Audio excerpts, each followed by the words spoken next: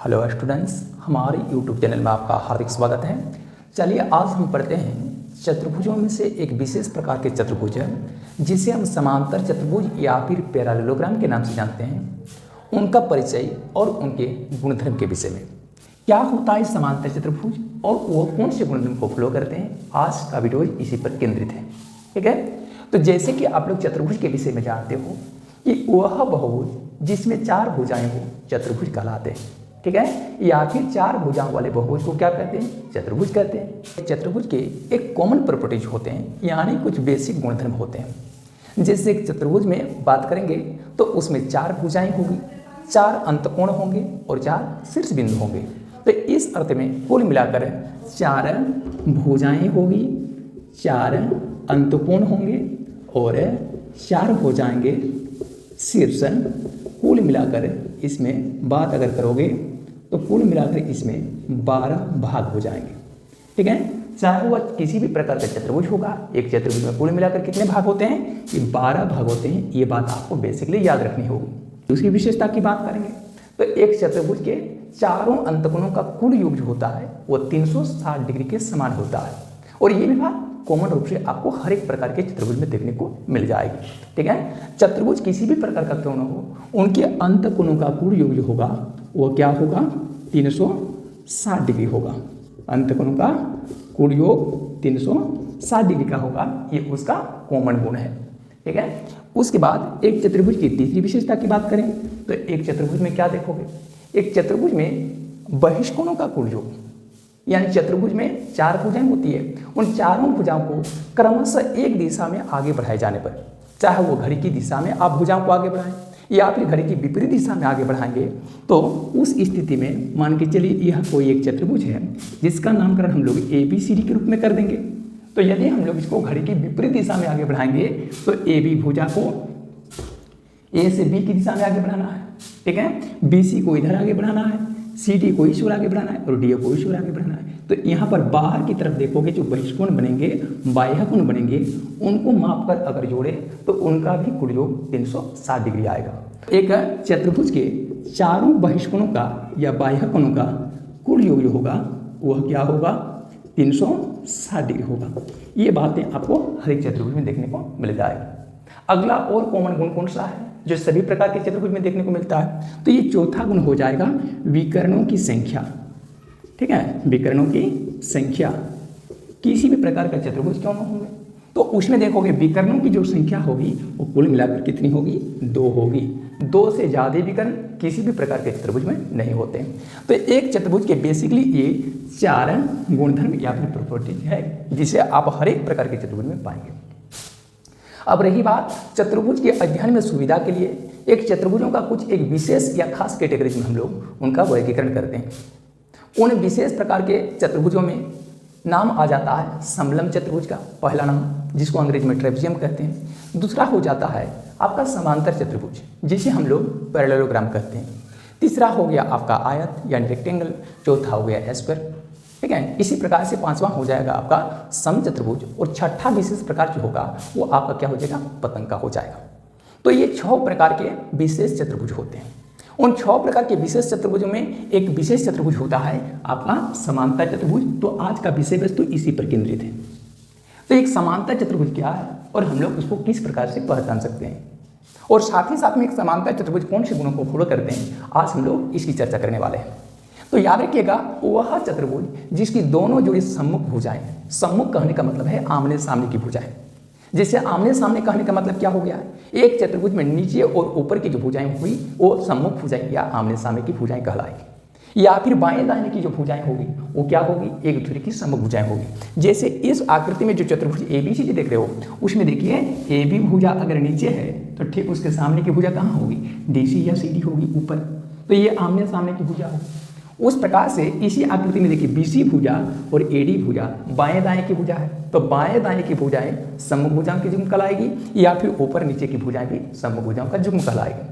तो इस अर्थ में एक समांतर चतुर्भुज की परिभाषा क्या दोगे, वह चतुर्भुज जिसकी दोनों ही जोड़ी सम्मुख भुजाएं, दोनों जोड़ी सम्मुख भुजा कहने का मतलब हो गया ऊपर और नीचे की जो सम्मुख भुजाएं होगी, आमने सामने की भुजाएं होगी, वो एक दूसरे के समांतर होगी।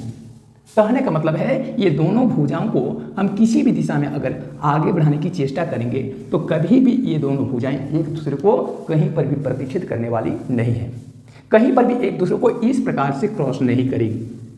चाहे आप इसको किसी भी सीमा तक आगे बढ़ा दें, दाहिने ओर आगे बढ़ाएं तो भी एक दूसरे को नहीं काटेगी और बाएं ओर आगे बढ़ाएं तो भी ये भुजाएं एक दूसरे को नहीं काटेगी।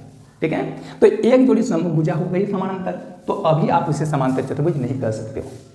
तो इनकी दोनों जोड़ी सम्मुख भुजाएं क्या होनी चाहिए? समानांतर। तो ये तो हो गई एक जोड़ी सम्मुख भुजाएं समानांतर। अब हम लोग क्या करेंगे, इसमें कोई दूसरी भुजा डालेंगे, जैसे इस प्रकार से कर दे देंगे।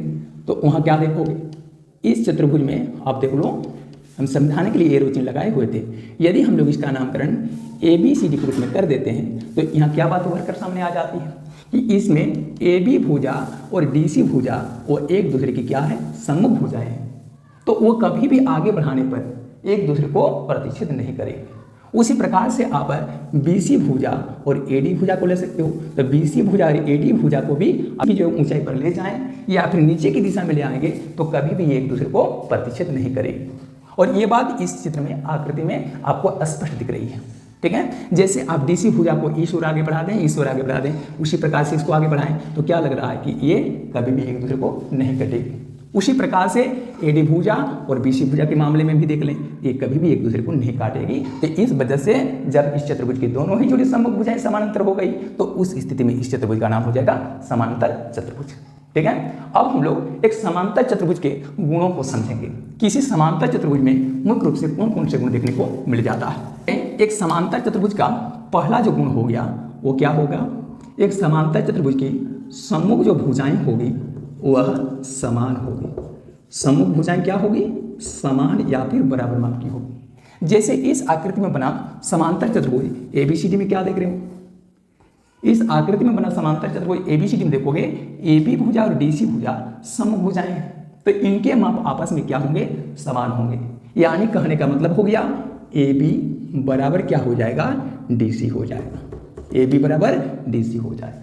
ठीक है, तो इस चतुर्भुज की एक जोड़ी सम्मुख भुजा समान हो गई, साथ ही साथ में इसकी दूसरी जोड़ी जो सम्मुख भुजा है BC और AD के रूप में, तो ये भी आपस में क्या होगी? समान होगी। यानी एक समांतर चतुर्भुज में अगर कोई एक भुजा ज्ञात हो जाएगी, उसकी माप ज्ञात हो जाएगी, मान के चलिए AB भुजा की माप ज्ञात हो गई 3 सेंटीमीटर, तो आसानी से हम लोग उस समांतर चतुर्भुज की जो सामने की भुजा है DC, उसकी माप ज्ञात करके हम बता सकते हैं कि उसकी माप भी 3 सेंटीमीटर की ही होगी। उसी प्रकार से समांतर चतुर्भुज ABCD में अगर भुजा BC की माप 8 सेंटीमीटर हो गई तो भुजा BC के सम्मुख भुजा जो AD है उसकी माप भी क्या होगी? 8 सेंटीमीटर की होगी। और अब हम लोग समांतर चतुर्भुज के दूसरे गुण की ओर आगे बढ़ रहे हैं। तो किसी एक समांतर चतुर्भुज का दूसरा गुण क्या होता है? तो एक समांतर चतुर्भुज का जो दूसरा गुण है कि उसके सम्मुख कोण जो होते हैं वो भी आपस में बराबर माप के होते हैं। जैसे इस आकृति में देख लेंगे कि एक समांतर चतुर्भुज ABCD बना है, तो उसमें आमने सामने के जो कोण हैं, कोण कहने का मतलब यहाँ अंतकोण या इंटीरियर एंगल से है, तो उसमें आप क्या देख रहे हो कि A कोण और C कोण जो है वो एक दूसरे के क्या है? सम्मुख कोण है। तो A कोण की माप और C कोण की माप परस्पर क्या होंगे? बराबर होंगे या एक समान होंगे। यानी अगर A कोण और C कोण में से कोई एक कोण अगर पता होगा तो हम लोग उसके दूसरे सम्मुख कोणों को ज्ञात कर सकते हैं। जैसे A कोण की माप अगर 10 डिग्री हो गई तो C कोण की माप 10 डिग्री होगी, C कोण की माप 50 डिग्री तो A कोण की माप 50 डिग्री होगी, A कोण की माप अगर 100 डिग्री तो फिर C कोण की माप 100 डिग्री होगी। ठीक है, साथ ही साथ में अब कोई कह देंगे अगर A कोण की माप 200 डिग्री तो C कोण की माप क्या 200 डिग्री होगी? नहीं, क्यों नहीं होगी? आपको इस बात का भी ध्यान रखना है कि चतुर्भुज के विषय में हम लोग अभी जो कॉमन गुणधर्म पढ़े उसमें क्या पाए कि एक चतुर्भुज के चारों अंतकोणों का योग 360 डिग्री होता है, उससे अधिक भी नहीं होता, उससे कम भी नहीं होता। कि यदि आप ये समझ रहे हैं कि A कोण की माप अगर 200 डिग्री हो जाए तो C कोण की माप 200 डिग्री हो जाएगी, तो फिर 200 डिग्री प्लस 200 डिग्री करके तो 400 डिग्री हो जाएगा, जिसका मान 360 डिग्री से अधिक होगा। तो उस स्थिति में चतुर्भुज बनेगा ही नहीं। तो इस स्थिति में देखिए पहला जोड़े सम्मुख कोण क्या होंगे? समान होंगे, और साथ ही साथ में इसके जो दूसरे जोड़े सम्मुख कोण होंगे, जैसे इसमें A कोण और C कोण कोई आपस में क्या है? समान माप के होंगे कि ये सम्मुख कोणों के जो हैं। उसी प्रकार से इस आकृति में B कोण और D कोण की माप ये भी आपस में क्या होगी? समान होगी। तो B कोण और D कोण क्या होगी? बराबर माप की होगी। तो ये दूसरा गुण भी आपको हर एक प्रकार के समांतर चतुर्भुज में देखने को मिलेगा। अब हम लोग इसके तीसरे गुण की ओर आगे बढ़ेंगे। तो एक समांतर चतुर्भुज का तीसरा गुण क्या है? तो समांतर चतुर्भुज का तीसरा गुण ये है कि इनके आसन कोण जो होंगे वह समपूरक होंगे। आसन कोण क्या होंगे? समपूरक होंगे, यानी मिलकर 180 डिग्री का कोण बनाएंगे। आपके मन में एक सवाल उभर रहा होगा कि आखिरकार ये आसन कोण होते ही क्या हैं? तो याद रखिएगा, आसन का मतलब होता है ठीक अगल बगल के कोण। जैसे इस आकृति में देखिए, ए कोण और सी कोण ये तो सम्मुख कोण हो गए, आमने सामने के कोण हो गए। लेकिन इस आकृति में देखिए, ए कोण और बी कोण ये सम्मुख कोण नहीं है, अगल बगल के कोण है। जहां पर ए कोण इस आकृति में बाएं तरफ है और बी कोण ठीक उसके दाहिने तरफ है, तो ए कोण और बी कोण हो गए आसन कोण के जुग्म। या फिर इसी आकृति में ए कोण और डी कोण को देख लें, ये भी क्या है? अगल बगल के कोण है। तो उस स्थिति में आसन कोण क्या होंगे? समान नहीं होंगे, संपूरक होंगे, यानी ये दोनों कोणों के मापों का कुल योग 180 डिग्री या फिर दो समकोण के समान होगा। जैसे इस आकृति में ए कोण और बी कोण क्या है? आसन कोणों की जो है युग्म है। तो उस स्थिति में कोण ए की माप को अगर कोण बी से ऐड कर देंगे तो उनका कुल योग 180 डिग्री ही आएगा। लेकिन ऐसा तभी होगा जब यह चतुर्भुज एक समांतर चतुर्भुज होगा। यदि ये समांतर चतुर्भुज न हो तो इस बात की कोई गारंटी नहीं दी जा सकती कि उनके आसन कोण संपूरक होंगे या फिर मिलकर 180 डिग्री का निर्माण करेंगे। समांतर चतुर्भुज के होने की स्थिति में ही इस बात की गारंटी है कि उनके आसन कोण संपूरक होंगे। चाहे ए कोण और बी कोण की बात करें तो ये संपूरक होंगे, या बी और सी कोण की अगर बात करेंगे इस आकृति में तो ये भी क्या होंगे? संपूरक होंगे। ये हो गया किसी समांतर चतुर्भुज का तीसरा बेसिक गुणधर्म या फिर प्रॉपर्टीज। अब हम लोग समांतर चतुर्भुज के चौथे गुण की बात करेंगे। एक समांतर चतुर्भुज के चौथे गुण कौन से होते हैं? तो अगर कोई एक चतुर्भुज समांतर चतुर्भुज है तो आप उसमें पाएंगे कि उनके जो विकर्ण या डायगोनल्स होंगे एक दूसरे को समद्विभाजित करेंगे। विकर्ण किसको कहते हैं? आप लोगों को पता होना चाहिए कि किसी भी बहुभुज के कोई शीर्ष को ठीक उनके आसन शीर्षों को छोड़कर किसी अन्य शीर्ष से जोड़ने वाली सरल रेखाखंड या सीधी रेखाखंड को संबंधित बहुभुज का विकर्ण या फिर डायगोनल्स कहते हैं। तो अगर हम लोग इस चतुर्भुज ABCD की बात कर लें तो ABCD में देखिए एक शीर्ष है A, तो A के ठीक बगल में पड़ता है B शीर्ष और ठीक बाएं बगल में पड़ता है D शीर्ष। तो A को B से नहीं मिलाना है, A को D से भी नहीं मिलाना है, क्योंकि ये तो आसन शीर्ष हो गए। तो A को क्या करना है? B और D को छोड़कर किसी अन्य शीर्ष से मिलाना है। तो अन्य शीर्ष कौन बचता है? C। तो A को C से जब मिला देंगे तो मिलाने वाली जो सरल रेखाखंड होगी, सीधी रेखाखंड होगी, जिसका नाम AC या CA है, वो इसका एक विकर्ण कहलाएगा। इसी प्रकार से बिंदु B को ले लें तो बिंदु B के ठीक बगल में A पड़ता है और बिंदु B के ठीक बगल में C पड़ता है। तो B को A से नहीं, B को C से नहीं, अन्य शीर्ष अगर D से मिला देंगे तो एक सररेखाखंड बन जाता है, उसका नाम है BD। तो उस स्थिति में AC और BD इस चतुर्भुज के दो विकर्ण हो गए। इस प्रकार से आप किसी भी बहुभुज के विकर्ण को खींच सकते हो।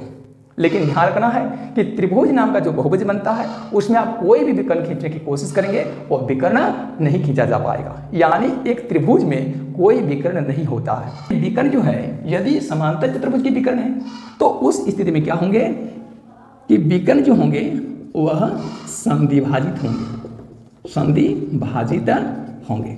ठीक है, विकर्ण क्या होंगे? समद्विभाजित होंगे। कहने का मतलब है यहाँ पर जो आकृति देख रहे हो उसमें विकर्ण AC और विकर्ण BD अगर एक दूसरे को बिंदु O पर प्रतिच्छेद कर रही है तो O बिंदु एक ऐसा बिंदु होगा जिसमें AO बराबर CO हो जाएगा। AO और CO की जो माप होगी वो एक ही समान होगी। ठीक है, यानी AO इक्वल टू CO। क्यों? क्योंकि ये विकर्ण AC के भाग हैं, AO और CO। ठीक है, तो ऐसा कब होगा? जब वह एक समांतर चतुर्भुज के विकर्ण एक दूसरे को काटेंगे तब ऐसा देखने को मिलेगा। आप देखोगे दूसरा विकर्ण है BD जो AC के द्वारा काटी जा रही है, तो उसमें BO बराबर क्या होगा? DO। BO बराबर क्या हो जाएगा? DO। कोई विद्यार्थी कहेंगे ये समांतर चतुर्भुज के विकर्ण है, तो उस स्थिति में AO बराबर BO होगा। तो AO बराबर BO नहीं हो सकता। क्यों? क्योंकि AO देखिए AC विकर्ण का हिस्सा है और BO वो BD विकर्ण का हिस्सा है। तो ये अलग अलग विकर्ण के भाग समान नहीं भी हो सकते हैं, परंतु यदि एक समांतर चतुर्भुज है तो एक विकर्ण के जो भाग हैं AO और CO, तो उस स्थिति में ये दोनों आपस में बराबर होंगे। माने AO की माप अगर 3 सेंटीमीटर तो CO की माप 3 सेंटीमीटर होगी, BO की माप 4 सेंटीमीटर तो DO की माप 4 सेंटीमीटर होगी। ठीक है, तो इस प्रकार से एक समांतर चतुर्भुज के 4 गुण होते हैं। पहला गुण क्या पढ़े? समांतर चतुर्भुज की समभुजाएं समान माप की होगी या फिर बराबर होगी। दूसरा गुण पढ़े समांतर चतुर्भुज के समकोण क्या होंगे? बराबर होंगे या फिर समान माप के होंगे। तीसरा गुण क्या होगा? समांतर चतुर्भुज के आसन कोण यानी ठीक अगल बगल के जो कोण होंगे वो मिलकर 180 डिग्री का निर्माण करेंगे, यानी वे समपूरक होंगे। चौथा जो गुण पड़े वो क्या है, समांतर चतुर्भुज के विकर्ण एक दूसरे को समद्विभाजित करेंगे। सम माने समान, द्वि मतलब दो, भाजित माने विभाजित करेंगे। ठीक है, उम्मीद करते हैं आप लोगों को समांतर चतुर्भुज और उसके गुणधर्म के बारे में अच्छी तरह से जानकारी हो गई होगी। नेक्स्ट वीडियो में फिर से मिलते हैं, तब तक आप लोगों से इजाजत लेना चाहेंगे। Thank you, all the best.